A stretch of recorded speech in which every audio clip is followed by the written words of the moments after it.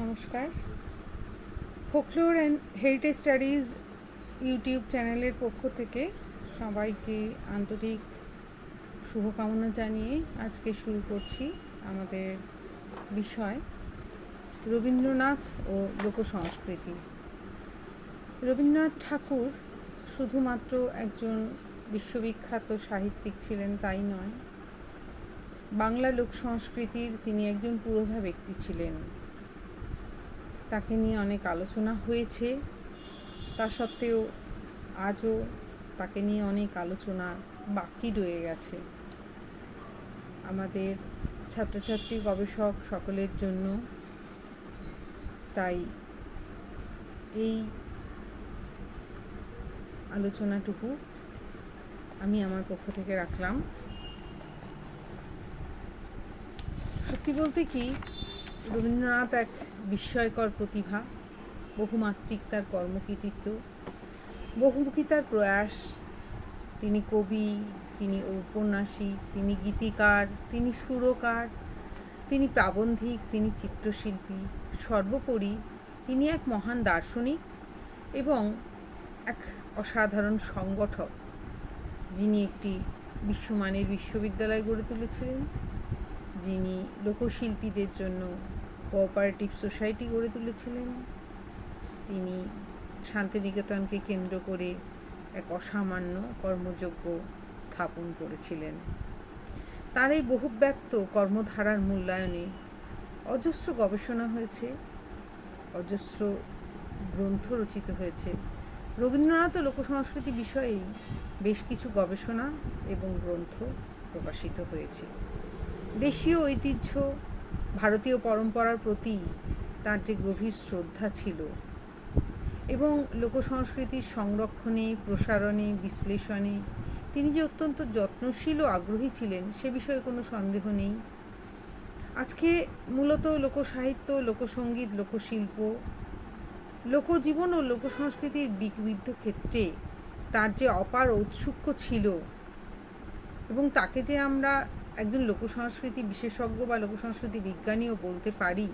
পৃথিবীর বিভিন্ন দেশ ঘুরে ঘুরে বিভিন্ন দেশের সংস্কৃতি দেখে তার যে শেষ পর্যন্ত ভারতীয় সংস্কৃতির প্রতি গভীর মমত্ববোধ এবং নিজের সংস্কৃতির প্রতি সেই ভালোবাসা থেকেই তার রচনায় ঘুরে ফিরে অসংখ্য ঐতিহ্যের মণিকণা আমরা লক্ষ্য করি। সেসবেরই একটা পুনর্মূল্যায়ন বলতে পারেন আমার এই প্রয়াসটিকে।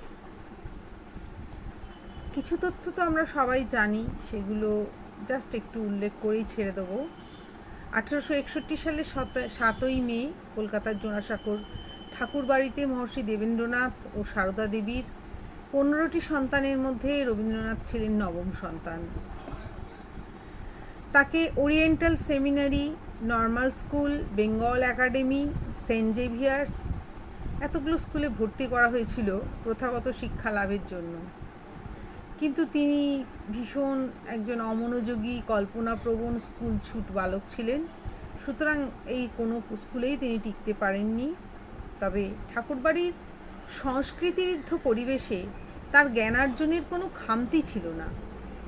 বিভিন্ন বিষয়ে বিদ্যা শিক্ষা, সঙ্গীত সাধনা, অঙ্কন শিক্ষা, এছাড়া তিনি ঐতিহ্যগত জ্ঞান লাভ করেছিলেন বাড়ির বুড়ি দাইমা, কিছু আশ্রিত আত্মীয়, ঠাকুর চাকর এদের কাছ থেকে। তিনি সেই ছেলেবেলায় রামায়ণ পড়েছেন, মহাভারত পড়েছেন, শুনেছেন আর কি পাঠ, ছড়া শুনেছেন, ধাঁধা শুনেছেন, প্রবাদ, লোকগান, লোককথা, দেশীয় ঐতিহ্যের বিভিন্ন ধারার সঙ্গে এইভাবে তিনি পরিচিত হয়েছিলেন। এরপর 17 বছর বয়সে যখন ব্যারিস্টারি পড়তে বিলেতে যান, তারপর পিতার আদেশে 1.5 বছর বাদে ফিরেও আসেন। কিন্তু একেবারেও তার এই শিক্ষা অর্ধসমাপ্ত রয়ে গেলেও পরবর্তীকালে কিন্তু এই অসাধারণ মনীষীকে শুধু কলকাতা বিশ্ববিদ্যালয় নয়, অক্সফোর্ড সহ দেশি বিদেশি বহু বিশ্ববিদ্যালয় সাম্মানিক ডক্টরেট ও ডিলিট উপাধিতে ভূষিত করেছিল। পারিবারিক জীবনের দিকে যদি আমরা তাকাই, 22 বছর বয়সে ঠাকুরবাড়ির সেরেস্তার কর্মচারী, তার কন্যা ভবতারিণী, পরে তিনি নামটা পরিবর্তন করে মৃণালিনী রাখা হয়েছিল। তার সঙ্গে বিবাহ হয়। 2 পুত্র ছিল রবীন্দ্রনাথের, রথীন্দ্রনাথ, সমীন্দ্রনাথ। 3 কন্যা, মাধবীলতা, রেণুকা ও মীরা। সংক্ষেপেই বলছি এই তথ্যগুলো। সাহিত্য চর্চা শৈশব থেকেই ছন্দের দোলায় দুলে ছড়া লেখা, কল্পনার ডানায় ভর দিয়ে কাহিনীর ঘোড়া ছোটানো ছিল তার নিত্যদিনের খেলা। 18 বছর বয়সের মধ্যেই কিন্তু তিনি বনফুল, কবি কাহিনী, ভানু সিংহের পদাবলী, শৈশব সঙ্গীত, রুদ্রচণ্ড প্রভৃতি বহু গ্রন্থ রচনা করেন। জ্ঞানাঙ্কুর পত্রিকায় প্রকাশিত হয় ভুবনমোহিনী প্রতিভা, তার প্রথম গদ্য প্রবন্ধ। ঠাকুরবাড়ির যে পত্রিকা বালক, তারই সম্পাদনায় প্রকাশিত হতো। এছাড়া ভারতীতে নিয়মিত লিখতেন। 1882 খ্রিস্টাব্দে সারস্বত সম্মেলনের সম্পাদক হয়েছিলেন। কবিতা, ছড়া, প্রবন্ধ, নাটক, রম্য রচনা, ছোট গল্প, উপন্যাস, ভ্রমণ কাহিনী, জীবনী, গান, গীতিনাট্য, নৃত্যনাট্য, আত্মকথা, সাহিত্য সৃষ্টির সমস্ত ক্ষেত্রেই বিস্তৃত হয় তার অবাধ পদচারণা। বিশ্ব সাহিত্যের অঙ্গনে এক বিরল প্রতিভার প্রতিষ্ঠা নির্ঘোষিত হয়েছিল 1913 সালে। সাহিত্যে নোবেল পুরস্কার প্রাপ্তির মাধ্যমে তিনি ছিলেন প্রথম এশিয়ান, সমগ্র এশিয়ার মধ্যে তিনি প্রথম যিনি এই নোবেল পুরস্কার পেয়েছিলেন।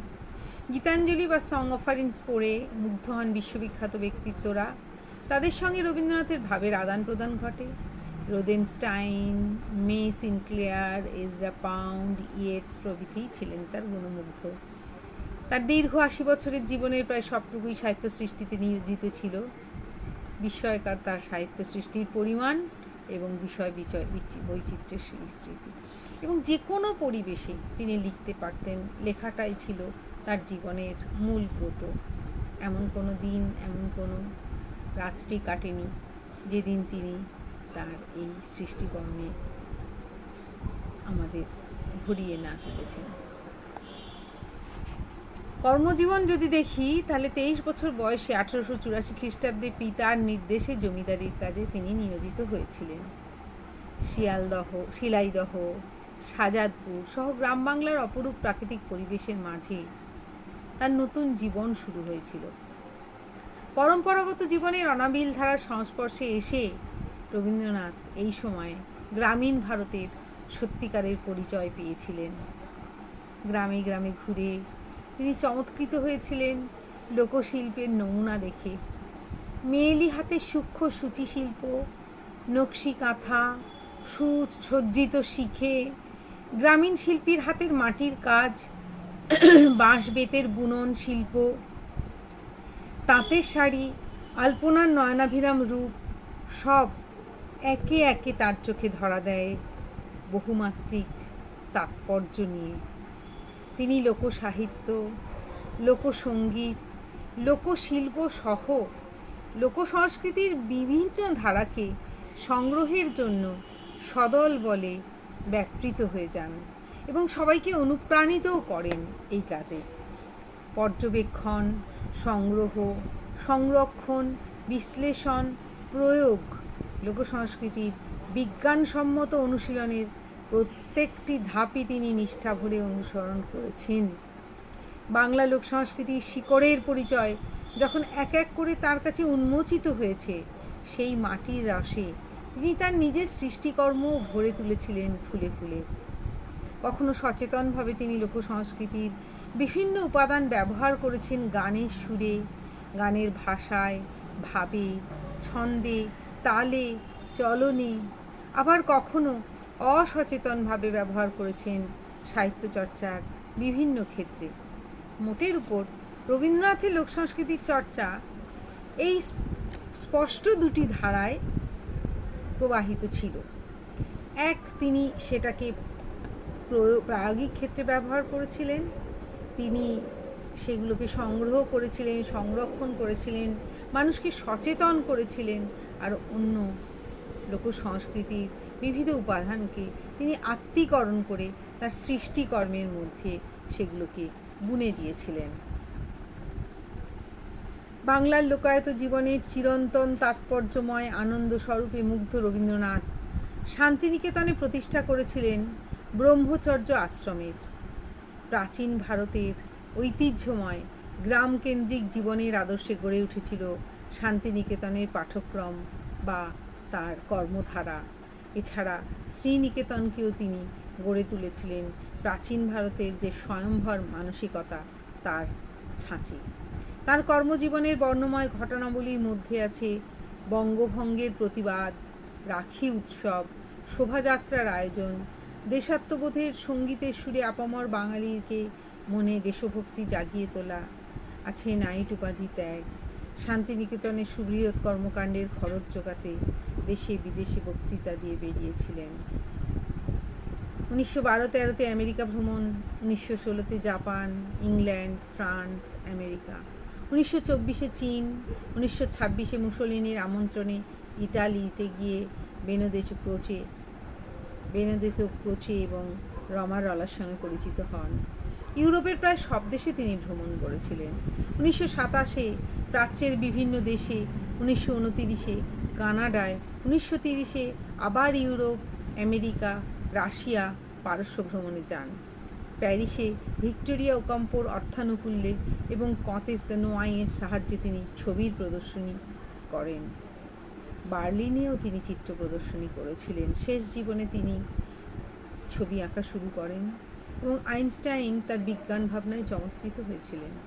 এশিয়ার বিভিন্ন দেশে তিনি বহুবার পরিভ্রমণ করেছিলেন। নিজের জ্ঞানের পরিসরকে বিশ্বব্যাপী ছড়িয়ে দিতে, নিজেকে বিশ্ব অভিজ্ঞতায় পরিপূর্ণ করতে, বিভিন্ন দেশের সংস্কৃতির উপাদানে নিজের সৃষ্টিকর্মকে এবং দেশের মানুষকে পরিপূর্ণ করতে, শান্তিনিকেতনের শিক্ষা ব্যবস্থাকে বিশ্বমান প্রদান করতে আর বিশ্বভারতীর কর্মকাণ্ডকে অর্থদানের মাধ্যমে সচল রাখতে তিনি দীর্ঘ জীবনে বহুবার বিদেশ ভ্রমণ করেন। অজস্র সম্মানে ভূষিত হয়েছিল তার কর্মজীবনের প্রত্যেকটি স্তর।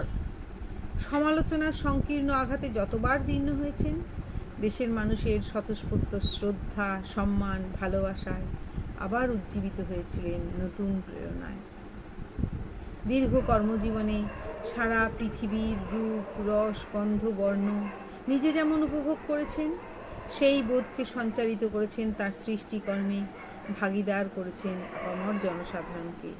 তার এই অভিজ্ঞতাদীর্ঘ কর্মজীবন তার লোকসংস্কৃতি চর্চাকে তাই এক আন্তর্জাতিক মাত্রা যুক্ত করেছিল। অন্যদিকে এইসব লোক উপাদানের প্রয়োগে এবং ব্যবহারের ক্ষেত্রে তিনি অসামান্য মুন্সিয়ানার পরিচয় দিয়েছিলেন। আজকের বিশ্বভারতী ও সংশ্লিষ্ট অঞ্চল সেই দ্রষ্টা রবীন্দ্রনাথের সৃষ্টি। বীরভূমের লোকশিল্প, হস্তশিল্পের নবজাগরণ তার সেই প্রয়াসেরই ফসল। এবার আমরা মূল আলোচনায় চলে যাই। প্রেক্ষাপটটা গড়ে তুললাম, তার পারিবারিক জীবন, তার শিক্ষা, তার কর্মজীবন, তার কর্মকাণ্ড একটু সংক্ষেপে আলোচনা করে নিলাম। তার লোকসংস্কৃতি চর্চার অভিমুখটাকে বুঝতে রবীন্দ্রনাথ লোকসাহিত্যের প্রতি যে অত্যন্ত অনুরক্ত ছিলেন তা তার লোকসাহিত্য গ্রন্থের মধ্যেই আমরা পাই। 4টি প্রবন্ধ এই গ্রন্থে আছে। ছেলে ভুলানো ছড়া 1, ছেলে ভুলানো ছড়া 2, কবি সঙ্গীত এবং গ্রাম্য সাহিত্য। শৈশবে শোনা বৃষ্টি পড়ে টাপুর টুপুর নদে এলো বান কবিতার মোহমন্ত্রের প্রতিক্রিয়ায় তিনি গ্রামে গ্রামে প্রচলিত বহু ছেলে ভুলানো ছড়া সংগ্রহ করেছিলেন। এই সব সংগৃহীত ছড়ার বিচার ও বিশ্লেষণের জন্যই তার এই প্রথম দুটো প্রবন্ধের অবতারণা হয়েছিল। বৃষ্টি পড়ে টাপুর টুপুর এই ছড়াটি সম্পর্কে তিনি জীবন স্মৃতি গ্রন্থে লিখেছেন, এই ছড়াটি আমার শৈশবের মেঘদূত ছিল।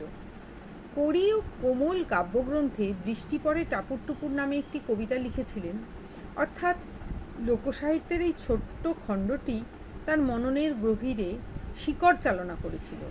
তিনি বালক, ভারতী, সাধনা ইত্যাদি পত্রিকার পাঠকদের উদ্দেশ্যে এই ধরনের মেয়েলি ছড়া সংগ্রহ করে পাঠাতে বলেছিলেন। লিখেছিলেন, সাধনায় যখন আমি এগুলি সংগ্রহ প্রকাশ করতে প্রবৃত্ত হইয়াছিলাম, তখন আমার কোনো প্রকার মহৎ উদ্দেশ্য ছিল না। সমাজের সুধাভাণ্ডার যে অন্তঃপুর, তাহার প্রতি মমত্ববশত আকৃষ্ট হইয়া চিরন্তন কথাগুলিকে স্থায়ীভাবে একত্র করিতে চেষ্টা করিয়াছিলাম। ছেলে ভুলানো ছড়া প্রবন্ধ দুটিতে ছড়ার চিরত্ব গুণ, মাধুর্য, শিশুদের মানসিক বিকাশে এগুলির ভূমিকা, মা ও শিশুর চিরকালীন সম্পর্ক সৃষ্টিতে এগুলির গুরুত্ব, সমাজতত্ত্বের দৃষ্টিতে এইসব ছড়ার মূল্য এবং লোক সংস্কৃতি বিজ্ঞানের বিচারে এর তাৎপর্য বিষয়ে তিনি যে আলোচনা করেছেন, বহু জায়গায় বহুভাবে বহু গবেষক তার মূল্যায়ন করেছেন। সেই আলোচনার পুনরাবৃত্তি এখানে আর আমি করছি না। কিন্তু তৃতীয় প্রবন্ধে তিনি কবিগান সম্পর্কে যা মূল্যায়ন করেছিলেন তা সমসাময়িক সমাজ প্রেক্ষিতে হয়তো বাস্তব ছিল, এই নিয়ে তাকে অনেক সমালোচনাও সহ্য করতে হয়েছে, কিন্তু এটা একটা নথি বিশেষ। যেমন ছেলে ভুলানো ছড়া 1 এবং ছেলে ভুলানো ছড়া 2, এই দুইয়ের মধ্যে বাংলার যে ওরাল ভার্বাল আর্ট, ওরাল লিটারেচারকে তিনি চিরন্তনত্ব দান করেছিলেন। এই আলোচনা আজকের দিনে দাঁড়িয়ে অত্যন্ত জরুরি একটি বিষয়। অসংখ্য ছেলে ভুলানো ছড়ার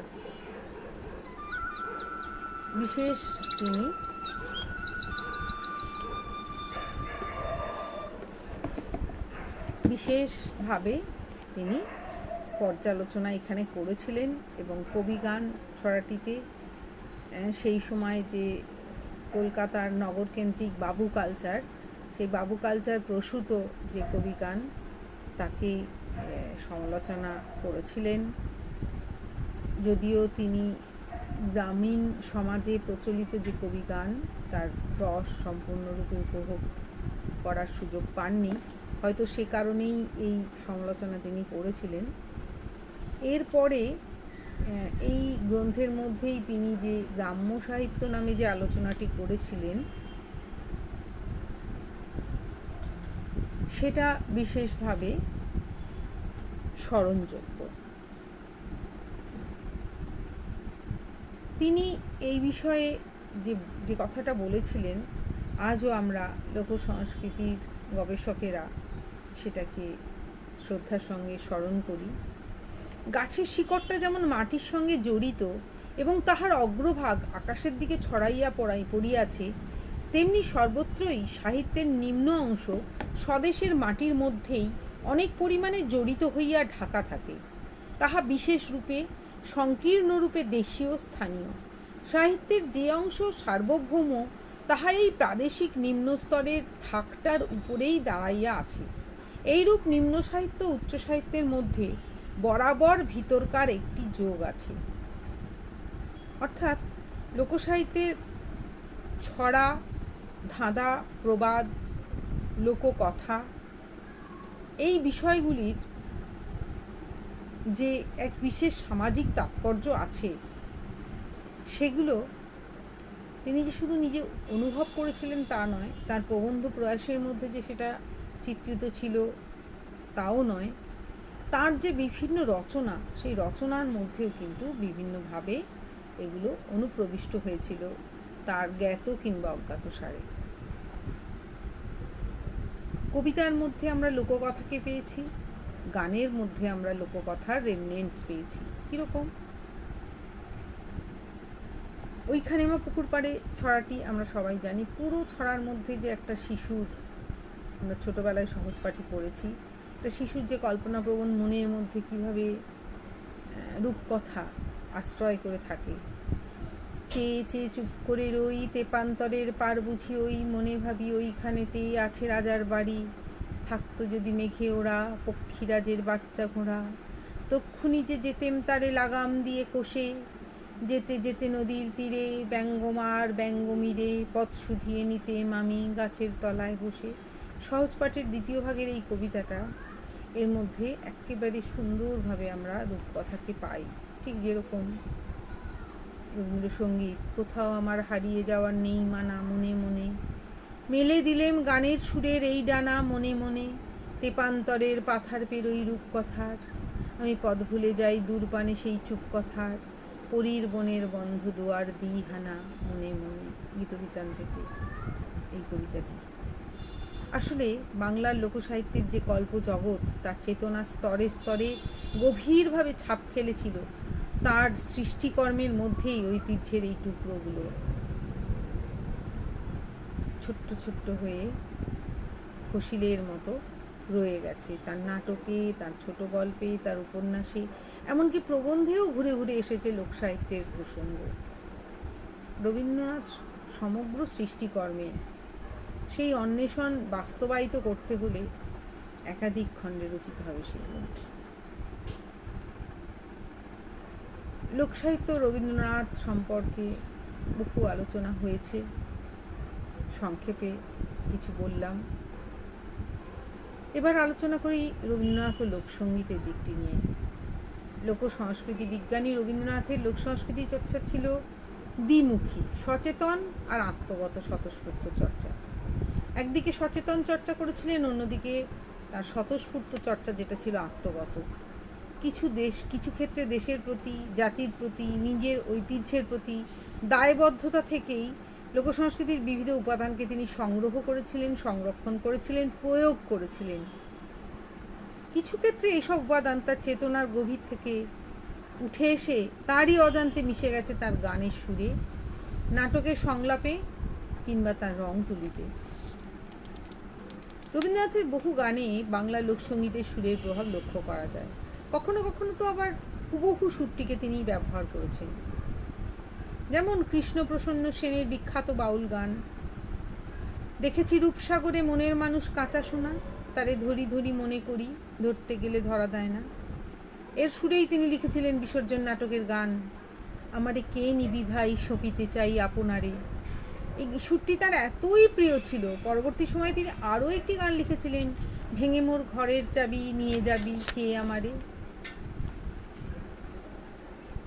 হরিনাম দিয়ে জগৎ মাতালে বিখ্যাত বাউল গান, তার সুরে তিনি রচনা করেছিলেন যদি তোর ডাক শুনে কেউ না আসে তবে একলা চলো রে। কখনো কখনো আবার লোকসঙ্গীতের ভাবকেও তিনি আশ্রয় করেছিলেন, সঙ্গীত রচনা করেছিলেন। কাঙাল হরিনাথের যে গান ওই দেখো ডুবলো বেলা ভাঙলো খেলা দেখে খেলা বাড়ি চলো, তিনি এরই ভাবে লিখেছিলেন যখন ভাঙলো মিলানো বেলা ভাঙলো। কাঙাল হরিনাথের আরেকটি গান হরি দিন তো গেল সন্ধ্যা হলো পার করো আমারে, তুমি পারের কর্তা শুনি বার্তা ডাকি হে তোমারে, তিনি এরই ভাবে লিখেছিলেন দিনের শেষে ঘুমের শেষে ঘুমের দেশে ওরে আয় আমায় নিয়ে যাবি কেড়ে দিন শেষের শেষ খেয়ে আয়। প্রথমে এটা কবিতা আকারেই লিখেছিলেন, পরবর্তী সময় এটা সুরারোপ করা হয়। কখনো সুর এবং ভাব দুই আংশিকভাবে গ্রহণ করে নতুন এক সৃষ্টির আনন্দে তিনি মেতেছিলেন। কাঙাল হরিনাথের গান আমারে পাগল করে যে জন পালায় কোথায় গেলে পাবো যে তাই, তিনি লিখলেন যে কেবল পালিয়ে বেড়ায় দৃষ্টি এড়ায় ডাক দিয়ে যায় ইঙ্গিতে। কাঙাল হরিনাথের গান ভোলা মন কি করিতে কি করিলি সুধা বলে গরল খেলি, তিনি লিখলেন আমার প্রাণের মাঝে সুধা আছে চাও কি। রবীন্দ্রসঙ্গীতের ভেতরের গূঢ় তত্ত্ব কথাকে তিনি আত্মস্থ করে অসচেতন আগ্রহে নতুন এক সঙ্গীতের জন্ম দিয়েছেন। হাছন রাজার গান আপন চিনলে খোদা চিনা যায়, হাছন রাজায় আপন চিনিয়ে এ গান গায়। রবীন্দ্রনাথ লিখলেন আপনাকে এই জানা আমার ফুরাবে না, এই জানারই সঙ্গে সঙ্গে তোমায় চেনা। খুব অল্প বয়সেই যে রবীন্দ্রনাথের লোকসঙ্গীতের প্রতি আগ্রহ জন্মায় সে সম্পর্কে বহু প্রমাণ আছে। জমিদারি দেখাশোনার কাজে পূব বাংলার গ্রামে গ্রামে ঘোরার সূত্রে তিনি আরও বহু লোকগান শুনেছিলেন। লোকগান সংগ্রহের সুযোগ এসেছিল। পাবনা, কুষ্টিয়া, রাজশাহী, শিলাইদহ এই সমস্ত অঞ্চলে ভ্রমণের সুবাদে বাউল গান, ফকিরি, মুর্শেদি, শাড়ি, জারি, ভাটিয়ালি, ধামাইল ইত্যাদি গান ও গায়কের সান্নিধ্যে তিনি এসেছিলেন এবং এই সমস্ত সহজ সরল সুরের যে ভাবৈশ্বর্য, তাতে তিনি অনুপ্রাণিত হয়েছিলেন। তার প্রবন্ধে, তার বক্তৃতায় প্রকাশ করেছেন তার সেই মুগ্ধতাকে। 1925 সালের ডিসেম্বরে ভারতীয় মহাসম্মেলনে, দর্শন মহাসম্মেলনে তিনি একটি বক্তৃতা দিয়েছিলেন, the philosophy of our people নামে। তার ভাষণে বাউল দর্শনের প্রাচীন ঐতিহ্য এবং ভারতবর্ষের বহুমাত্রিক লোকায়ত দর্শনের স্বরূপ সম্পর্কে তিনি দীর্ঘ আলোচনা করেন। উপনিষদ, স্বরদর্শন, বৌদ্ধ, জৈন, বৈষ্ণব ইত্যাদি শাস্ত্রাশ্রিত তত্ত্বের সঙ্গে বাউল তত্ত্বের যে আন্তঃসাদৃশ্য, সে সম্পর্কে তিনি শিক্ষিত সমাজকে সচেতন করেছিলেন। এ ধরনের সচেতনের প্রয়াস বাউল সম্পর্কে এই প্রথম। এরপর 1931 সালে অক্সফোর্ড বিশ্ববিদ্যালয়ে বক্তৃতার শিরোনাম ছিল দ্য রিলিজিয়ান অফ ম্যান। বাউল গান ও তার তত্ত্ব সম্পর্কে অসাধারণ এক আলোচনা পাশ্চাত্য পণ্ডিতদেরও বাউল ধর্ম ও বাউল গান সম্পর্কে বিশেষভাবে আগ্রহী করে তুলেছিল। In their simple song, a religion expression that was neither grossly concrete, full of crude details, nor metaphysical in its verified, transcendent,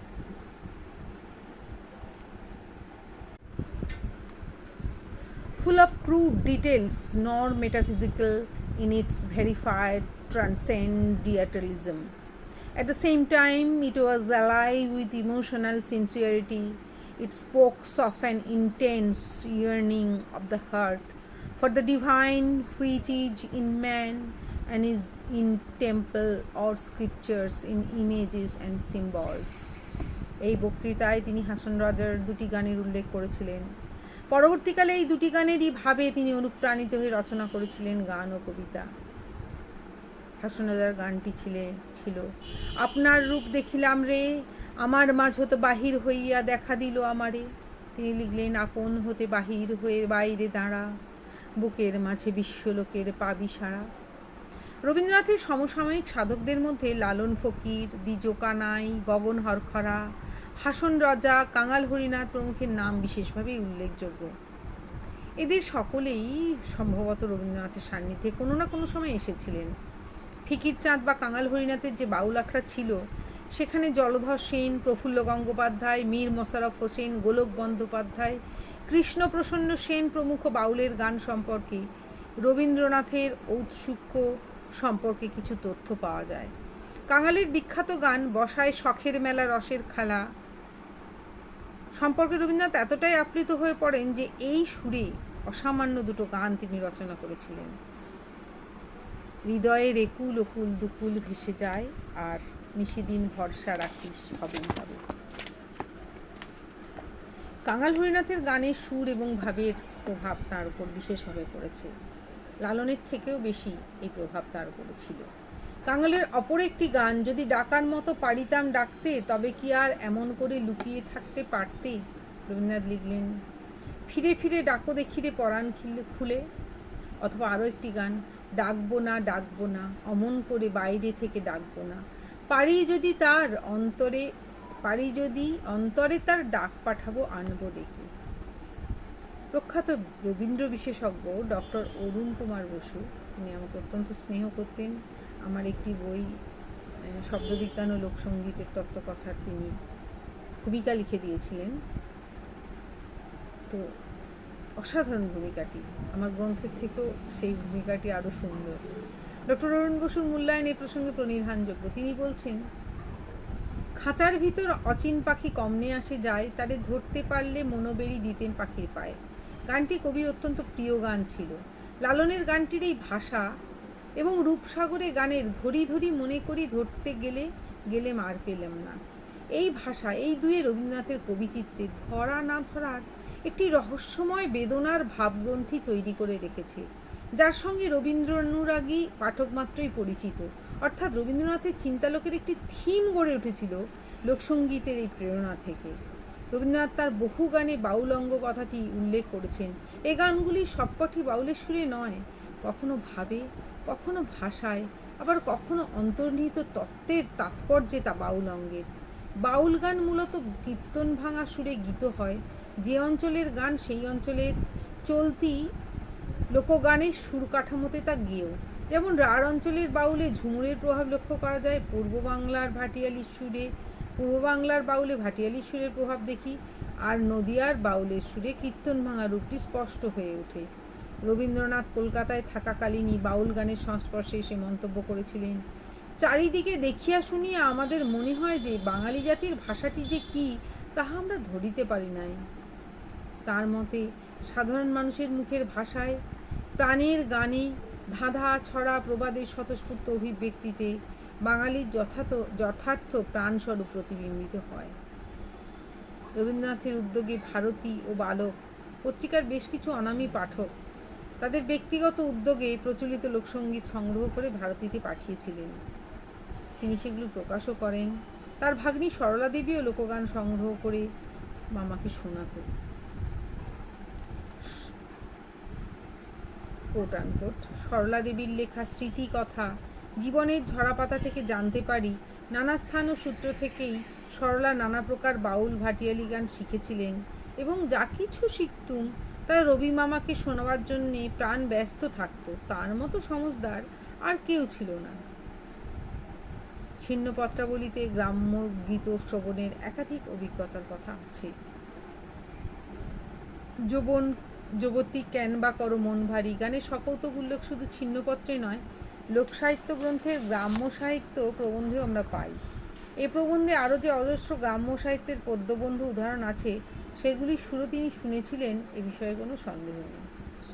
Rabindranath পূর্ববঙ্গে নদীবক্ষে অবস্থানকালে নিয়মিত মাঝি মাল্লাদের মুখে ভাটিয়ালি, শাড়ি ইত্যাদি শুনতেন এবং তার পুত্র রথীন্দ্রনাথ পিতৃস্মৃতি গ্রন্থতে লিখেছিলেন যে এগুলো তিনি ভালোবেসেই শুনতেন। তার প্রবল আগ্রহ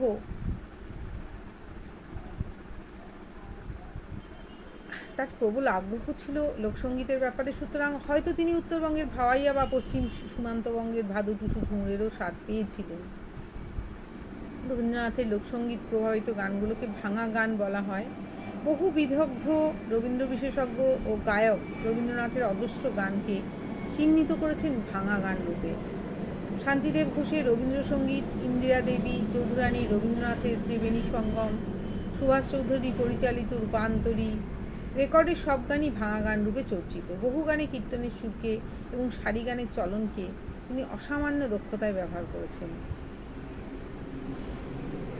দু একটি কীর্তনের সুর এবং সারি গানের সুরের উদাহরণ বলি। এই যে তোমার প্রেম ও হৃদয় হরণ কীর্তনাঙ্গের, ওলো সই এটাও কীর্তনাঙ্গে, মেঘের কোলে রোদ হেসেছে বাদল গেছে টুটি, বধূর তোমায় করবো রাজা তরু তলে মেঘের কোলে রোদ হেসেছে। রামপ্রসাদী সুরে তিনি প্রচলিত কীর্তনের ঢঙে রচনা করেছিলেন আমি শুধু রইনু করে, শ্যামা এবার ছেড়ে চলেছি, আমরা মিলেছি আজ মায়ের ডাকে। মিশ্র কীর্তনের সুরে রচনা করেছিলেন গহন কুসুম কুঞ্জ মাঝে কিংবা সুখে আছি। কীর্তনের শুনে আমি জেনে শুনে তবু ওগো যত প্রেম আশা, এসো এসো ফিরে এসো, ঢপ কীর্তনের সুরে একবার মা বলিয়া ডাকো, আমি নিশি নিশি কত রচিব, এইসব গান তিনি সচেতনভাবেই সেই সময় প্রচলিত দেশি স্বরে রচনা করেছিলেন।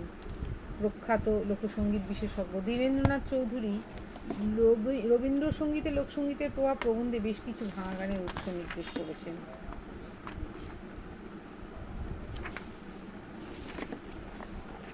মূল গান মন মাঝি সামাল সামাল। রবীন্দ্রনাথ লিখলেন এবার তোর মরা গাঙে বান এসেছে। মূল গান ছিল হরিনাম দিয়ে জগৎ মাতালে, আগেই বলেছি যদি তোর ডাক শুনে কেউ না আসে। মূল গান ছিল ওমন আশার মায়ায় ভুলে রবে। রবীন্দ্রনাথ লিখলেন যে তোমায় ছাড়ে ছাড়ুক আমি তোমায় ছাড়বো না মা। মূল গান ছিল আমার গৌর কেন কেঁদে এলো। রবীন্দ্রনাথ লিখলেন সেই সুরে ও আমার দেশের মাটি। মূল গান আমি কোথায় পাবো তারে। তিনি লিখলেন আমার সোনার বাংলা আমি তোমায় ভালোবাসি। মূল গান ছিল সময় বুঝে বাঁধন বাঁধলে না। তিনি লিখলেন আজি বাংলাদেশের হৃদয় হতে কখন আপনি। মূল গান ভাদুর আগমনে, এটা ভাদু গান। ছিছি চোখের জলে ভেজাস নেয়ার মাটি। মূল গান ছিল আমার এই দেহ তরি, তিনি লিখলেন যে তোরে পাগল বলে, তারে তুই বলিস নি কিছু। শুধু বাংলার মাটির গান নয়, অন্যান্য রাজ্যের এমনকি অন্যান্য দেশের লোকসঙ্গীতের সুরকেও তিনি নানাভাবে তাঁর রচনায় ব্যবহার করেছেন। পাঞ্জাব প্রদেশের তালহীন হীরের সুরকে টপ্পাঙ্গের গানে অসামান্য দক্ষতায় ব্যবহার করেছেন। জার্মান দার্শনিক এখার্ট বলেছেন, if I were not, God would not be. ও বাংলার সাধক কবি জালালউদ্দিনের গানে আছি, আমি বিনা কেবা দয়াল সাই, যদি আমি নাই থাকি তবে তোমার জায়গা হবে নাই। রবীন্দ্রনাথ সেই কনসেপ্টের প্রতিধ্বনি করলেন, আমায় নইলে ত্রিভুবনেশ্বর, তোমার প্রেম হতো যে মিছে, তাই তোমার আনন্দ আমার পর, আমি তাই এসেছি নিচে। আমেরিকার দ্য টাচস্টোন পত্রিকায় উইলকিনসন ও রবীন্দ্রনাথের সাক্ষাৎকার প্রকাশিত হয়েছিল। সেই সাক্ষাৎকারের এক জায়গায় উইলকিনসন রবীন্দ্রনাথকে জিজ্ঞেস করছেন, if the people enjoy singing your poems, is it because they are like folk poetry? উত্তরে রবীন্দ্রনাথ বলেছিলেন, some of my poems are like folk poetry, but some are in the romantic style and some in the classical style. অর্থাৎ তিনি সেটা accept করেছিলেন যে হ্যাঁ, তার গানগুলোর একটা বড় অংশ ফোক পোয়েট্রি। পূর্ববঙ্গে থাকাকালীন যেমন মাঝি, মাল্লা, বোস্টম, ফকিরদের গান শুনে বেড়াতেন, শান্তিনিকেতনের কাজ আরম্ভ হলে তিনি শান্তিনিকেতনের আশপাশ অঞ্চলের বাউল গান, আদিবাসী সঙ্গীত, সাঁওতালি গান সেই স্বাদ নিতে অভ্যস্ত হয়ে উঠেছিলেন। কোট আনকোটের মধ্যে কবিকে যোগ দিতে দেখেছি সাঁওতালদের বাঁধনা পরবে। 1929 সাল হবে, সংলির রানী সাহেবা শান্তিনিকেতনে এসেছিলেন। পৌষ সংক্রান্তি পড়েছিল সেই সময়। শান্তিনিকেতন থেকে শ্রীনিকেতনের পথে প্রথম সাঁওতাল পাড়াটির প্রাঙ্গণে চলেছে সাঁওতালিদের জাতীয় উৎসব। রানীকে নিয়ে কবি মোটরযোগে সেখানে যান এবং নাচ গান দেখে শুনে ফিরে আসেন। অর্থাৎ এই অঞ্চলের যে সাঁওতালি, তাদের নাচ গান, তাদের উৎসব, এগুলোর সঙ্গেও তিনি নিজেকে একাত্ম করেছিলেন। বীরভূমের বাউলদের সঙ্গেও তার আন্তরিকতা ছিল এমন প্রমাণ পাওয়া যায়। নবনী দাস বাউল, বিশু দাস, গোপাল খেপা এরা নিয়মিত আশ্রমে এসে কবিকে গান শোনাত। পরবর্তী সময়ে তিনি পৌষ মেলার প্রচলন করলেন শান্তিনিকেতনে এদের কথাই ভেবে, এবং এদের থাকার, গান গাওয়ার ব্যবস্থা করে দিয়েছিলেন। আজও সেই ব্যবস্থা চালু আছে। ওই সময়ে গুরু সদয় দত্ত বীরভূমের জেলা শাসক ছিলেন। তিনি তখন রায়বেশী নৃত্যকে পুনরুজ্জীবিত করার প্রয়াসে কর্মরত ছিলেন। তিনি রবীন্দ্রনাথকে যখন জানিয়েছিলেন যে তিনি এই কাজগুলি করছেন, রবীন্দ্রনাথ তাকে লিখলেন, আপনি পল্লীর পুরাতন রায়বেশী নাচকে নতুন আবিষ্কার করেছেন, এরকম পুরুষোচিত নাচ দুর্লভ। আমি কামনা করি আপনার চেষ্টা ব্যাপক হোক, সার্থক হোক। অর্থাৎ যে রায়বেশী নাচও তিনি দেখেছিলেন এবং অত্যন্ত প্রশংসা করেছিলেন, এবং গুরু সদয় দত্তের এই লোকসংস্কৃতি প্রীতি সেটা অনেকভাবেই কিন্তু রবীন্দ্রনাথের কাছে প্রেরণা পেয়েছিল।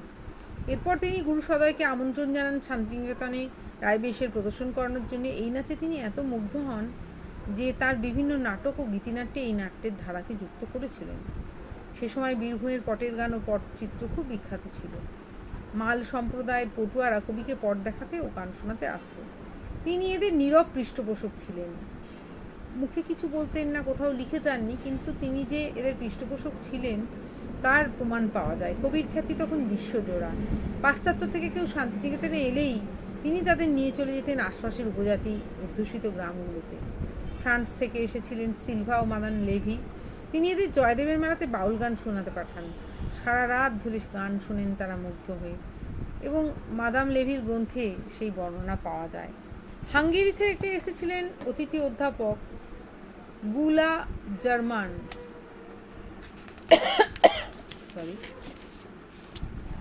এই প্রাচ্য তত্ত্ববিদ 1929 থেকে 32 পর্যন্ত এখানে ছিলেন।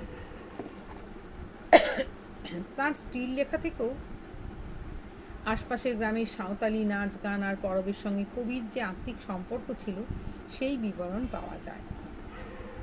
আবার গবেষক আর্নল্ড বেক ভারতীয় সঙ্গীতের বিষয়ে গবেষণার জন্য শান্তিনিকেতনে এসেছিলেন। রবীন্দ্রনাথ তাকে মনোহর শাহী কীর্তন সম্পর্কে শিক্ষা লাভ করতে ও তথ্য সংগ্রহ করতে বীরভূমের ময়নাডোলে পাঠিয়েছিলেন। ময়নাডোলের কীর্তনিয়া নৃসিংহবল্লভ মিত্র ঠাকুরের বংশধরেরা যে মনোহরশাহী কীর্তনের পদ্ধতি রীতি ঘরানার বিশিষ্ট বাহক, সেটা কিন্তু রবীন্দ্রনাথ জানতেন। পরবর্তী সময়ে তিনি বহু গানে মনোহরশাহী কীর্তনের সুর আরোপ করেছিলেন, যেমন শ্যামা নৃত্যনাট্যে আছে হায় হায় রে নুপুর, কিংবা এই পেটিকা আমার বুকের পাঁজর জেরি, তোমায় দেখে মনে লাগে ব্যথা। এই গানগুলো কিন্তু মনোহরশাহীর কীর্তনের সুরেই তিনি রচনা করেছিলেন। বীরভূমের ঝুমুর গানের প্রেমময় যে অভিব্যক্তি, বাঁশি সম্পর্কে যে রোমান্টিকতা, রাধাকৃষ্ণের প্রেম নিয়ে যে অসংখ্য গান, রবীন্দ্রনাথের প্রেম পর্যায়ের গানে তার স্পষ্ট প্রভাব অনুভব করা যায়।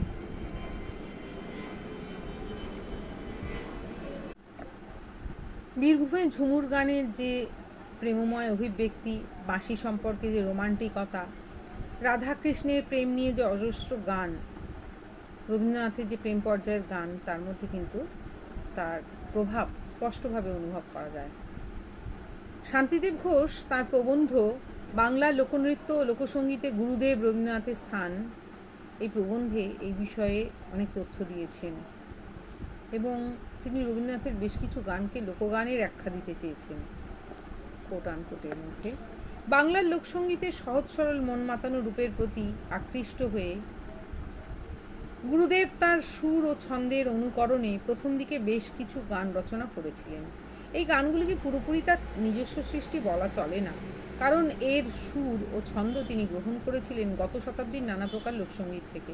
সেদিক থেকে অনুকরণজাত এই গানগুলি যে কোনো শ্রেষ্ঠ পল্লী গানের পাশে স্থান পেতে পারে, যেমন তুমি এবার আমায় লহ হে নাথ, কিংবা আমার প্রাণের মানুষ আছে প্রাণে, কিংবা যদি তোর ডাক শুনে কেউ না আসে, কিংবা আমার সোনার বাংলা। উদ্ধৃতি শেষ। তার বিশ্বপথিক শিকড় সন্ধানী মন সারা বিশ্ব থেকেই সংগ্রহ করেছে রূপ রস গন্ধ, তারপর নিজের হৃদয়ে মনে মস্তিষ্কে তাকে আত্মীকরণ করে শালক সংশ্লেষের মাধ্যমে পত্রে পুষ্পে ফুটিয়ে তুলেছে। আমরা অবাক বিস্ময়ে প্রত্যক্ষ করেছি সেই পত্র পুষ্পের অসামান্য সৌন্দর্যকে, কিন্তু গবেষণ মন যদি খোঁজে তাহলে তার শিকড়ের সন্ধান পাবে। এই শিকড় সংস্কৃতির শিকড়, এই শিকড় লোক সংস্কৃতির শিকড়। এই প্রেরণাই তাকে প্রাণিত করেছিল শান্তিনিকেতনে উৎসব পার্বণ আর মেলা উদযাপনের জন্য। তিনি বৃক্ষরোপণ উৎসব করেছেন, তিনি হলকর্ষণ উৎসবের সূচনা করেছেন, শারদোৎসব করেছেন, পৌষ মেলা করেছেন, নববর্ষ উদযাপন করেছেন, মাঘোৎসব, বসন্তোৎসব, দোল মেলা। বর্ষব্যাপী মহানন্দের এই যে মেলার আয়োজন তিনি পেয়েছিলেন বাংলার লোক সংস্কৃতির ঐতিহ্য থেকে, ভারতবর্ষের আত্মানুসন্ধানের যে প্রয়াস তাকে গভীরভাবে প্রাণিত করেছিল, তারই জারক রসে জারিত হয়েছিল তার রচনা। রবীন্দ্রনাথকে একটা পর্বে শেষ করব এমন মূর্খামি আমার সাজে না। যদিও বহু জায়গায় খুবই সংক্ষেপে আলোচনা করেছি, তা সত্ত্বেও প্রথম পর্বে এটুকুই থাক, দ্বিতীয় পর্বে বাকিটুকু শেষ করব। নমস্কার।